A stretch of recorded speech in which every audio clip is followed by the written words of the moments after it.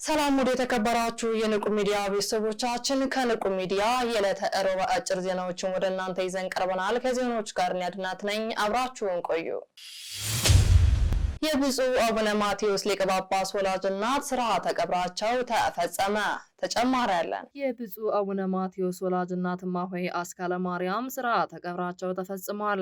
የብፁዕ አቡነ ማቴዎስ በኢትዮጵያ ኦርቶዶክስ ተዋሕዶ ቤተክርስቲያን የመገናኛ ብዙኃን ስርጭት አገልግሎት ድርጅት የአፋን ኦሮሞ መገናኛ ብዙኃን ቴሌቪዥን ማሰራጫ ድርጅት የበላይ ኃላፊ የምስራቅና የሰሜን አፍሪካ ሀገረ ስብከት ሊቀ ጳጳስ ወላጅ እናት እማሆይ አስካለ ማርያም በዓለም ስማቸው ወይዘሮ አምሳለ ወርቅ ማሞ በ85 ዓመታቸው ከዚህ ዓለም ድካም አርፈዋል። የሕይወታቸው ታሪክ እንደሚያስረዳው እማሆይ አስካለ ማርያም በቀድሞ ስማቸው ወይዘሮ አምሳለ ወርቅ ማሞ ከአባታቸው ከአቶ ማሞ ወልደየስና ከእናታቸው ከወይዘሮ አጸደ በየነ በሰሜን ሸዋ ምንጃር ሸንኮራ ወረዳ ልዩ ስሙ መምህር ሀገር በወሰቄ ቀበሌ በ1933 ዓ.ም ተወልደዋል። እማሆይ አስካለ ማርያም ወይዘሮ አምሳለ ወርቅ ማሞ እድሜያቸው ለትምህርት ሲደርስ በአካባቢያቸው ባለው ትምህርት ቤት ገብተው የመሰረት ትምህርትም ተምረዋል። እማሆይ አስካለ ማርያም ወይዘሮ አምሳለ ወርቅ ማሞ እድሜያቸው ለአቅመ ሔዋን ሲደርስ ከቤተሰቦቻቸው ለአባ ክንፈ ገብርኤል በቀድሞ ስማቸው አቶ ጌታነህ የዋላሸት ጋር በ1948 ዓመተ ምህረት ጋብቻ መስርተዋል። በጋብቻ ህይወታቸው በፍጹም ፍቅርና መተሳሰብ በትዳር ሲኖሩ 6 ወንዶችና 2 ሴት ልጆችን ያፈሩ፣ ልጆቻቸውን በሃይማኖትና በስነ ምግባር በፍቅር ያሳደጉ ደግ እናትም ነበሩ። እማሆይ አስካለ ማርያም ከትዳር አጋራቸው ከአቶ ክንፈ ገብርኤል አቶ ጌታነህ የዋላሸት ጋር በፍቅር በሚኖሩበት ወቅት 8 የልጅ ልጅ ለ38 የልጅ ልጅ አያት ለ20 ልጆች ደግሞ ቅድመ አያትና ለ4 ልጆች ደግሞ ቅድመ አያት በመሆን የልጅ ጸጋ የበዛላቸው ደግ እናትም ነበሩ። እማሆይ አስካለ ማርያም እጅግ ትሁትና ቅን፣ ትንሽ ትልቁን ሳይለዩ ሰውን የሚያከብሩ፣ ለተቸገረ የሚራሩ፣ እንግዳና በልተው አጠጥተው የጠገበ የማይመስላቸው እትዬ እማዬ እያሉ ለሚጠሯቸው ወዳጅ ዘመዶቻቸውና በአካባቢው ማህበረሰብ ዘንድ የተወደዱ ስመጥሩ ደግ እናትም ነበሩ። እማሆይ አስካለ ማርያም ማሞ ከትዳር አጋራቸው ከአባ ክንፈ ገብርኤል እረፍት በኋላ በጾም በጸሎት በትምህርት በመውደዳቸው ብዛት የተነሳ የምግብ ፍላጎታቸውን በመትጋት ከክርስቶስም ጋር ልኖር እወዳለሁ እንዳለው ቅዱስ ጳውሎስ የአምላካችን ጥሪ ደርሷቸው ሚያዝያ 19 ቀን 2018 ዓ.ም በተወለዱ በ85 ዓመታቸው ከዚህ ዓለም ድካም አርፈዋል። እማሆይ አስካለ ማርያም ክብረ አስክሬናቸው በቅዱስ ጊዮርጊስ ቤተክርስቲያን በርካታ የገዳማትና አድባራት ሊቃውንት በተገኙበት በማህሌትና በጸሎተ ፍታት ተደርሶ የቅዳሴ ስርዓት ከተፈጸመ በኋላ ቀብራቸው ሚያዝያ 19 ቀን 2018 ዓ.ም በምስራቅ ሸዋ ሀገረ ስብከት በሎሚ ሞጆ ወረዳ ኤጅብሬ ደብረ ገነት ቅዱስ ገብርኤል ቤተክርስቲያን ብፁዓን አበው ሊቀ ጳጳሳት ሊቃውንት ቤተክርስቲያንና ወዳጅ ዘመዶቻቸው በተገኙበትም ተፈጽሟል። በስርዓተ ቀብራቸው ላይ ብፁዕ አቡነ ሳይሮስ የመንበረ ፓትርያርክ ጠቅላይ ቤተ ክህነት ዋና ስራ አስኪያጅ፣ የደቡብ ምዕራብ ሸዋና የሸገር ከተማ ሀገረ ስብከት ሊቀ ጳጳስ ብፁዕ አቡነ ዲዮስቆሮስ የቅዱስ ሲኖዶስ ዋና ጸሐፊና የራያ ሀገረ ስብከት ሊቀ ጳጳስ፣ ብፁዕ አቡነ ጎርጎሪዮስ የምስራቅ ሸዋ ሀገረ ስብከት ሊቀ ጳጳስ፣ ብፁዕ አቡነ ዮሴፍ የባሌ ሀገረ ስብከት ሊቀ ጳጳስ፣ ብፁዕ አቡነ ቀለሚንጦስ የሰሜን ሸዋ ሀገረ ስብከት ሊቀ ጳጳስ፣ ብፁዕ አቡነ ፋኑኤል የዋሽንግተንና ዲሲ አካባቢው ሀገረ ስብከት ሊቀ ጳጳስ፣ ብፁዕ አቡነ ሪያቆስ የአዲስ አበባና የሀዲያ ስልጤ ሀገረ ስብከት ሊቀ ጳጳስ፣ ብፁዕ አቡነ ፊሊጶስ የቅድስት ሥላሴ ዩኒቨርሲቲ ፕሬዝዳንት የደቡብና ኦሞ አሪዞኖች ሀገረ ስብከት ሊቀ ጳጳስ፣ ብፁዕ አቡነ ዜና ማርቆስ የቦረና ሊበንና ምዕራብ አርሲ ሀገረ ስብከት ሊቀ ጳጳስ፣ ብፁዕ አቡነ ይስሐቅ የወላይታ ሀገረ ስብከት ሊቀ ጳጳስ፣ ብፁዕ አቡነ ገሪማ የጌዲዮ አማሮ ቡርጅና ኮሬ ሀገረ ስብከት ሊቀ ጳጳስ፣ ብፁዕ አቡነ ኤጲፋኒዮስ የምስራቅ ጉራጌ ሀገረ ስብከት ሊቀ ጳጳስ፣ የጠቅላይ ቤተ ክህነት የመምሪያ ኃላፊዎች፣ የአዲስ አበባ ሀገረ ስብከት የስራ ኃላፊዎች፣ የገዳማትና አድባራት አስተዳዳሪዎች፣ ሰራተኞች፣ የምስራቅ ሸዋ ሀገረ ስብከት የስራ ኃላፊዎች፣ የሞጆ ሎሚ ወረዳ ቤተ ክህነት ሰራተኞች፣ የገዳማትና አድባራት አስተዳዳሪዎች፣ በርካታ የአዲስ አበባና የአካባቢ ሊቃውንት ቤተ ክርስቲያን ካህናትና ዲያቆናት ወዳጅ ዘመዶቻቸውም ተገኝተዋል። ለዘመናት የቤተ ክርስቲያንን ተልዕኮ በማሳለጥ የሚታወቀው የስብከተ ወንጌልና ሐዋርያዊ ተልዕኮ መምሪያ በበጀት ዓመቱ ለሶስተኛ ጊዜ አብይ ጉባኤያትን አካሄደ። እንደሚከተለው ይቀርባል። ለዘመናት የቤተ ክርስቲያንን ተልዕኮ በማሳለጥ የሚታወቀው የስብከተ ወንጌል ሐዋርያዊ ተልዕኮ መምሪያ በበጀት ዓመቱ ለሶስተኛ ጊዜ አብይ ጉባኤ ያካሂዷል። እስከ ምድር ዳርቻ ምስክሮቹ ልንሆን ለተጠሩት ለቅዱሳን ሐዋርያት በመጀመሪያ የታወጀው አዋጅ የማይሻር ለዘላለም ጸንቶ ከትውልድ ወደ ትውልድ እየተላለፈ ያለ ሲተላለፍ የሚኖር ሕያው ቃል በመሆኑ ብርሃናተ ዓለም ሐዋርያ 72ቱ አርድእተ የስብከታቸው ማዕከል የክርስቶስና የአዳኝነቱን ስራ በማድረግ አስዋከ ሪሳን እየነቀሉ የወንጌል ምርጥ ዘር በምዕመናን የልቦና ማሳ ላይ እየዘሩ በጋራም በተናጠልም ከፍተኛ ሐዋርያዊ ተጋድሎ የፈጸሙ ሲሆን ዘሩን በቅሎ ፍሬ አፍርቶ ከሐዋርያት ለሐዋርያነ አበው ከሐዋርያት አበው ለሊቃውንት ከሊቃውንት ወደኛ ዘመን መተላለፉም የሚታወቅ ነው። የክርስቲያኖች ቁጥር እየጨመረ ሲመጣ በጥንትና በግል ሲመራ የነበረው የአመራር ስርዓት መዋቅር የመምራት ስሌት ከመጣ በኋላ ብዙ አባቶቻችን ስለ ቤተ ክርስቲያን አያሌ ተግባራትን ማከናወናቸው ሌላኛው የስብከተ ወንጌል ፍሬ መሆኑን ተገልጿል።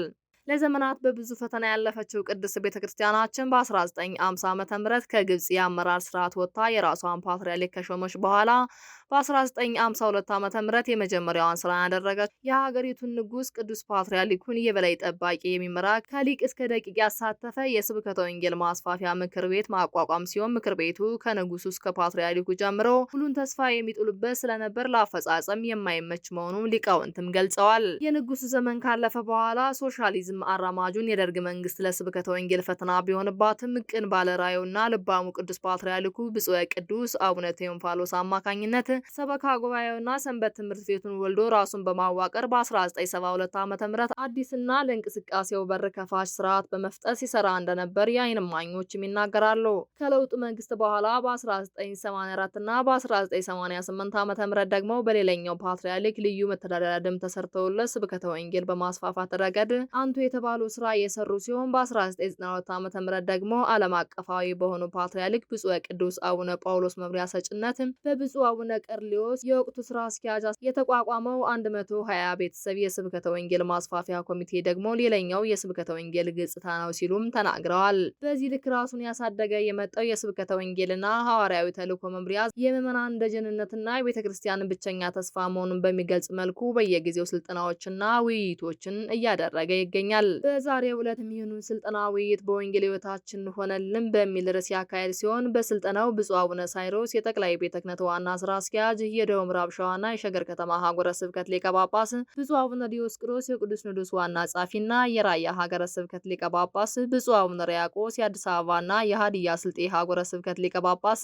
ብፁዓን አበው ሊቀ ጳጳሳት፣ ክቡረ ንቡር ኢድ ኤልያስ አብርሃም የጠቅላይ ቤተ ክህነት የመንፈሳዊ ዘርፍ ምክትል ዋና ስራ አስኪያጅ፣ ክቡር ረዳት ፕሮፌሰር ግርማ ባቱ የጠቅላይ ቤተ ክህነት ማህበራዊና ኢኮኖሚያዊ ዘርፍ ምክትል ስራ አስኪያጅ፣ ክቡር ሊቀ ሕሩያን ይልማ ጌታሁን የኢትዮጵያ የመጽሐፍ ቅዱስ ማህበር ጠቅላይ ጻፊ፣ ክቡራን የጠቅላይ ቤተ ክህነት የመምሪያ ኃላፊዎች፣ የድርጅቶች ስራ አስኪያጆች፣ ክቡራን የአህጉረ ስብከቱ ዋና ስራ አስኪያጆች፣ የስብከተ ወንጌል ክፍል ኃላፊዎች እንዲሁም ጥሪ የተደረገላቸው እንግዶችም ተገኝተዋል። መርሃ ግብሩ በብፁዕ አቡነ ሳይሮስ የመንበረ ፓትርያርክ ጠቅላይ ቤተ ክህነት ዋና ስራ አስኪያጅ፣ የሸገር ከተማና የደቡብ ምዕራብ ሸዋ ሀገረ ስብከት ሊቀ ጳጳስ የመስቀል ዙና መድኃኔዓለም ገዳም የበላይ ኃላፊ መሪነት የመንበረ ጸባዖት ቅድስት ሥላሴ ካቴድራል ካህናት ጸሎተ ወንጌል አዳራሽነት ተጀምሮ የስብከተ ወንጌል ተግዳሮችና መፍትሄዎችን በሚል ርዕስ ጥናታዊ ጽሑፍ ቀርቦበት በርዕሱ ላይም ውይይት ተደርጎ ጉባኤውም ተፈጽሟል።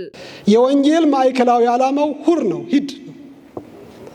ሰው ለመብላት አይማርም አይደለም፣ ለመብላት አይማርም። ሰው የሚማረው ለምንድን ነው? ለማገልገል። ሲያገለግል ግን ይበላል። ሲያገለግል ይበላል። ሐዋርያትም የተላኩት ስለሚበሉት ነገር አይደለም የተነገራቸው። እኔን የሚቀበል እናንተን ይቀበላቸዋል ሂዱ ነው ተባሉት እንጂ ለመቀጠር አሁን መቀጠር ስህተት ነው ወይ? ኧረ ስህተት አይደለም። ነገር ግን ሰው ለመቀጠር ግን መማር የለበትም ነው። በቤተ ክርስቲያን ውስጥ ለመቀጠር ራሱን ለማኖር እንደ ዓለማዊ ግን መማር የለበትም ነው። የመጀመሪያው በህሊናው ውስጥ መኖር ያለበት ተልእኮው ነው። መስማት ያለበት አትገጽ ብሎ መስማት ያለበት የመጀመሪያ ተልእኮው ለወገኖቹ እንዴት ዋጋ መክፈል እንዳለበት ነው መስማት ያለበት። የወንጌልን ጥሪ መስማት ያለበት ነው። ይሄ ደግሞ በማዕከላዊ ተቀርጾ እያንዳንዱ የጉባኤ መምህር ቅዳሴውን ሲያስተምረው ምን እያለ ነው? አሐዱ ሚመጠን ግርም ዛቲ ዕለት ብለው ሲገባ ምን እየሆነ እንደሆነ ካላስረዳው፣ ምክንያቱም የሚቀድሰው መስዋዕት ነው። ከምድራዊ ጊዜ ወጥቶ ወደ ዘላለማዊ ጊዜ እየገባ ከምድራዊ ቦታ ወጥቶ ወደ መንግሥተ ሰማያት እየገባ እሱን ሳይረዳ ቀርቶ ለሚመጣበት መቅሰፍት ተጠያቂው ማን ነው? መምህሩ አይደለም? ስለዚህ ሲማር ቅዳሴ የሚማር አቋቋም የሚማር ድጓ የሚማር ሃይማኖትን መጀመሪያ ማስጨበጥ ነው። ተልእኮውን መጀመሪያ ማስጨበጥ ነው። አንተ የምትቀድሰው ከሰማያን መላእክት ጋር ከሚቆሙበት አውደ ምሕረት ነው። አውዱን ነው ጠብቀህ የምትቆመው አይደለም እንዴ? መስዋዕታችን ስውራን ቅዱሳን በብሔረ ብፁዓን የሚኑ በብሔረ ሕያዋን የሚኑ የትም በኢዮር በራማ በኤረር ያሉ መላእክት ይሁኑ ክርስቶስ ሲሰዋ አብሮን አይደለም እንቆመው አይደለም ወይ? ለዚያ አብሮ ከነሱ ጋር እየቆመ ያለ ፌስቡክ የሚጎረጉር እንዲያቆን የሚጎረጉርን ቄስ እንዴት ነው ወንጌል ገብቶታል ብዬ የማስበው ነኝ? እንዴት ነው ተልኮ ገብቶታል ብዬ የምንረዳው? ይሄ እኮ ነው ትልቁ ክፍተታችን። ይሄ ደግሞ በጉባኤ ቤቶች የጉባኤ ቤት መምህራን ቅዳሴውን ምልክቱን ከማስጨበጥ በዘለለ ነው። ከማስጨበጥ በዘለለ የድጓውን ዜማ ከማስጨበጥ በዘለለ ድጓ ማለት ወንጌል ነው። ሚያዝያ 21 ቀን 2018 ዓ.ም ከንቁ ሚዲያ ደረስላችሁ ዜናዎችን የሚመስሉ ነበር። ቀሪዎቹን ከቀሪ የንቁ መርሃ ግብሮች ጋር አብራችሁ ቆዩ እያለን እኛ ከወዲሁ ተሰናበትናችሁ። ሰላም እግዚአብሔር ከእናንተ ጋር ይሁን። ቸር ሰንብቱ። ንቁ ኦርቶዶክስ ተዋሕዶ የጸሎትና የንስሐ መርከብ ማህበር በእግዚአብሔር ፈቃድ በወንድማችን የኔነ ተስፋዬ አስተባባሪነት ከተመሰረተ ጊዜ ጀምሮ ከሚሰጣቸው ዘርፈ ብዙ መንፈሳዊ አገልግሎቶች መካከል የሐዋርያዊ አገልግሎትና ያሬዳዊ ዝማሬዎች አንዱ ነው። በዚህ ክፍል የኦርቶዶክሳዊ ተዋሕዶ ቤተክርስቲያንን ዶግማና ቀኖና የጠበቁ ኦርቶዶክሳዊ ለዛ ያላቸው ለነፍስ እረፍትን የሚሰጡ ወቅታዊና ዘመኑን የዋጁ ስብከቶችና ያሬዳዊ ዝማሬዎችን በመላው ዓለም ለሚገኙ ተመልካቾቹ በንቁ ሚዲያና በኢትዮ ማህበር የዩቲዩብ ቻናል እያቀረበ ይገኛል። አገልግሎቱ በመላው ዓለም ለሚገኙ አማኞች ተደራሽ እንዲሆን በየዕለቱ የሚለቀቁ ስብከቶችንና መዝሙሮችን ላይክና ሼር ያድርጉ። እንዲሁም የዩቲዩብ ቻናላችንን ሰብስክራይብ በማድረግ የዚህ ታላቅ አገልግሎት ባላሻራ ይሁኑ። ንቁ ሚዲያ ርቱ የቤተ ክርስቲያን ልሳን